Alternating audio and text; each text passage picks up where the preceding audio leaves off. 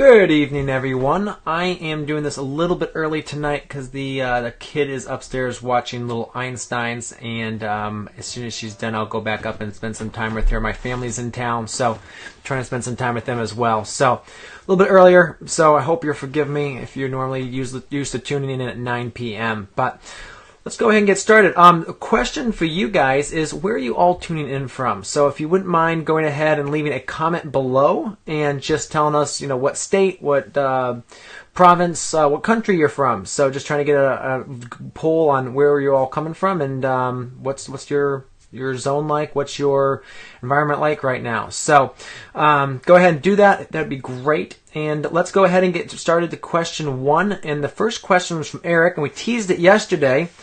Eric asks, I was just going through stuff on my farm and thought a good question for the day would be, what type of insurance should I get as a market farmer? So, great question, especially if you're starting out or even if you're actually been growing for a while, and there's a bunch of different insurances out there. And I'm going to go ahead and just hopefully swing around. Oh, notice my new bookshelf there. It's actually one I've had for a while, but we just moved into the office because I have too many books. So we'll be filling that up. All right, so let's go over here and start talking a little bit about insurance. So first off, for you as a farmer, you should be having term life insurance. Oh, that's an awful color. Doesn't work. And term life is going to help you just protect yourself, your earning potential during your lifetime. So very key, basic. And then you should also have for yourself disability insurance. So especially as a farmer, farming is a very dangerous occupation. You should have disability. All right, so that's protecting you personally. And then obviously, if you have assets, outside of your farm, like you have a house outside of your farm and all that stuff, you're going to think about that type of insurance as well. But then if you're starting a farm, a couple farms just specific to your farm should have a general liability policy. So general liability. And what general liability is going to do is going to protect you at a farmer's market. It can protect if someone comes on your property and gets, hurt or stubs your toe or eats your food and sues or something like that. And really depending on what your products you're offering, you may also get product liability too. So product is a little bit more specific.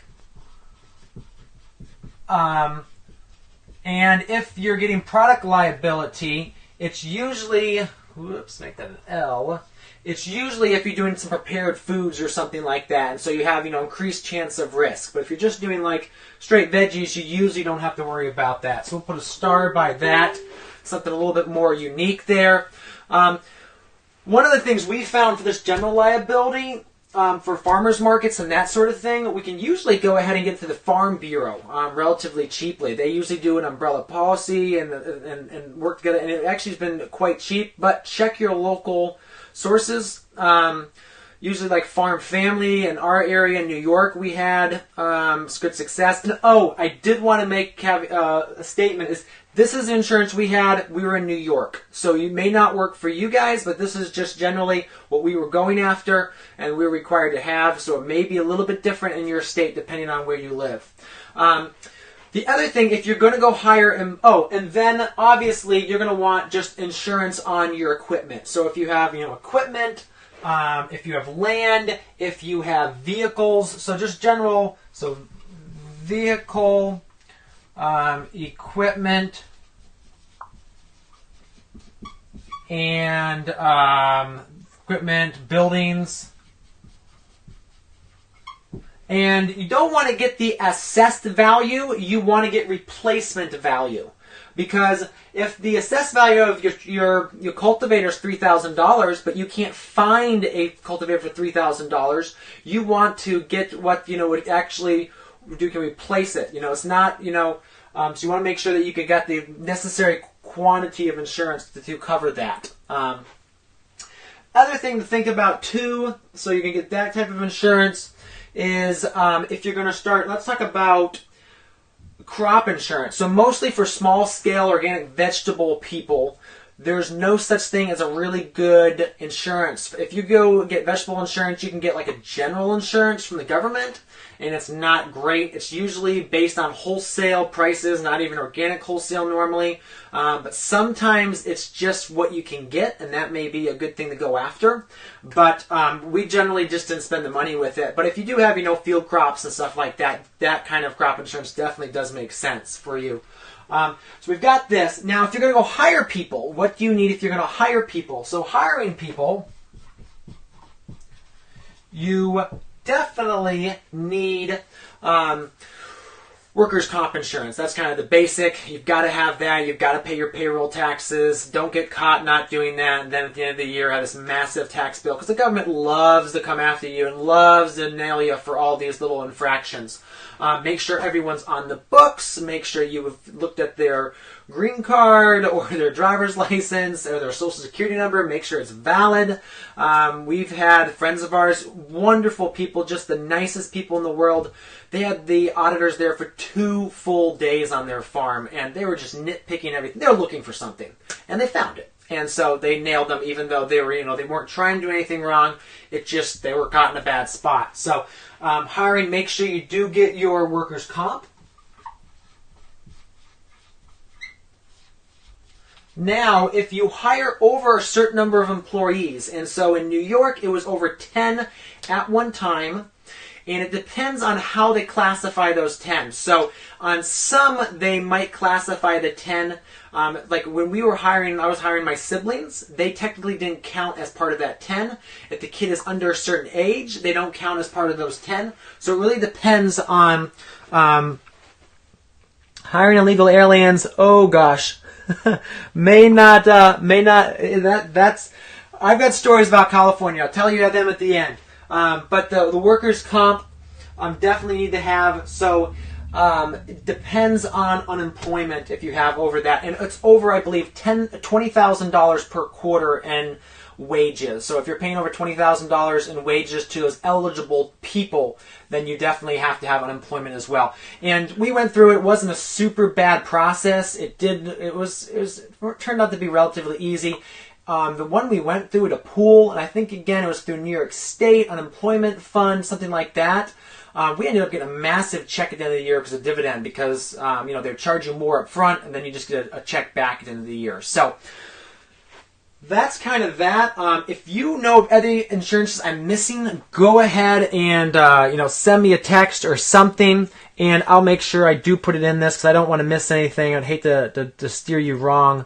But California, I talked to Amigo Bob at the Young Farmers Conference coming up here in last December. We were sitting having dinner together, and he was telling me that a large majority of the California workforce is undocumented workers, and so how it works is they have, they know the vans, they know the trucks that those guys drive around, and those spotters out there, and the spotters say, hey, the guy is heading towards this area. And so all the picking crews just disappear out of the fields. They go to a different farm, they just move around, and so it's basically a game of cat and mouse constantly with the enforcers out there, just to make sure that it happens like the government wants it to. So there's my story on that. I wanted to get to two more questions here, so let me go ahead and pull them up.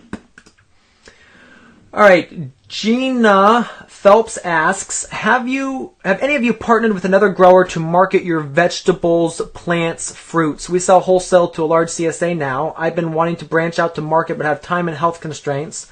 I've been looking for a like-minded partner for a while that could share the responsibilities of market also in production. I have a neighbor who is interested, but quite honestly, the workload is just too much unless you're fully committed. Absolutely. You've got to be in this. Love to hear your thoughts. This is a stupid idea. Have you done it, been successful? I have someone in mind, but not broached the subject as yet. Thanks in advance. Yeah, this is a biggie. So I'm going to kind of really quickly just show you the general, make sure you can see enough there, clean this up a bit. So generally how pricing works for farming is the further down the food chain you go. So let's say you're selling retail, gosh, again, bad marker. retail directly to the consumer, maybe even to their door, consumer to the door, your price is going to be somewhere up here.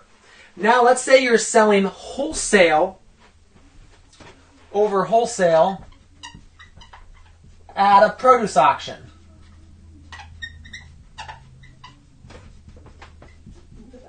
Your price will somewhere be generally down around here. And so it really depends on where you want to be between this line. And this line usually kind of goes as one of those those curves like this. So, it depends on the different aspect of retail, and you're moving into co-ops and other CSAs, and then you're into wholesale, and then you're into selling to a broker, and then that sort of thing is where you end up on through there. So for us, especially as small farmers, it's a lot easier to sell a little bit of product and spend a lot more time marketing. So again, if for us, our mentors always told us, if you're going to be a farmer, you first have to be a marketer, second a business person, and third a farmer.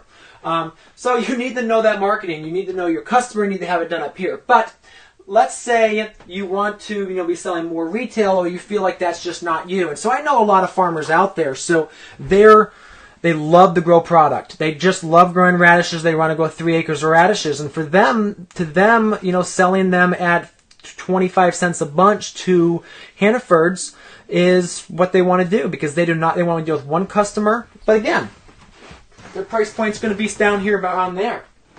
If you want to move up here, you can start moving to other CSAs. And we did that. We sold to other CSAs. It was really nice if we had overabundance of something. Call them up and said, we've got 2 tons of carrots. That would be something that they could definitely, go after. And, it was $1.25 a pound if they're certified organic. So yeah, that's definitely something to think about. But, there's all sorts of ways to set up your arrangement. If you are, make sure you sign some sort of contract. And I'm not saying, they're not a great person, but hey, farming's hard. You want to make sure they're Sorry about that. You want to make sure they are convinced and in it for the long term, and they're not going to back out on you. So make sure that happens, and committed is the word I was actually looking for. Sorry. Too many C words tonight. Make sure they're committed. You want to make sure you have some sort of ironclad contract, and I would make sure it's a percentage of profits that they're making. They're not getting paid by the hour or something like that to sell your product. They need to have a financial gain in the work being done and the profit being made. So, anyway, that's one thing definitely to think about, and that would definitely help you. So, all right, that's that, and I hope this helps, Gina. That kind of gives you a little bit of structure, and you can sell someone based on your commission, on if you're just doing a couple crops to add to their mix or something like that. So, all right, let's move on to the next one, and this is from Takedia Smith. I'm sure I've got that wrong, but her question is, I am transitioning from community gardening to market gardening, microfarming. The planning for market gardening is drastically different, coupled with the fact that I never had to be on such a precise schedule. Anyway, I'm in seek of a resource that will assist me with succession planting. Essentially, I need to know how long each crop will spend in my beds, how many harvest cuts I can get, and how long it takes for them to regenerate. All right, so great question. I'm obviously not going to answer this because this is a couple-hour subject right here, but I'm going to give you some quick, easy tips. This is how we did our planning on our farm, and it worked. So certain crops are going to obviously get planted once a year. So you've got things like winter squash. You've got things like artichokes, like celeriac. Parsnips get planted once a year. Brussels sprouts get planted once a year, maybe twice. And then you've got crops you're planting, let's say 2 or 3 plantings. So you may do 2 or 3 plantings of tomatoes during the year. And those are usually spaced about 3 weeks apart, 2 to 3 weeks apart, depending on if you put them in a tunnel, in the field, that kind of thing. So if you're doing things like beets and carrots and beans, those are going every 2 weeks. So we're planting usually about 8 plantings of beets and carrots. If we're doing cabbage, we're normally doing a spring and a fall crop. If you're trying to do broccoli the entire season, you're normally planting that about 2 to 3 weeks apart. And when you plant that 3 weeks apart, if you're just going for a spring and a fall, obviously maybe 2 plantings in the spring and 2 plantings in the fall.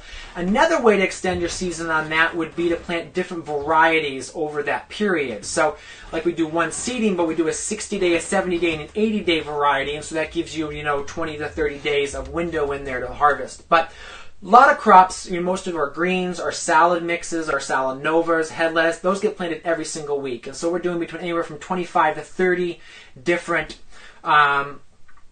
plantings over the season for those crops. Arugula, radishes even get planted every week for us. You got your crops that are one time, you got your crops that are every 2 weeks, you got your crops every single week, every week, one time.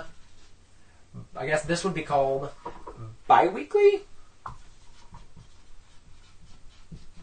So it's a range of things. Definitely some great resources out there too, in a couple different books of the popular market farming books as well.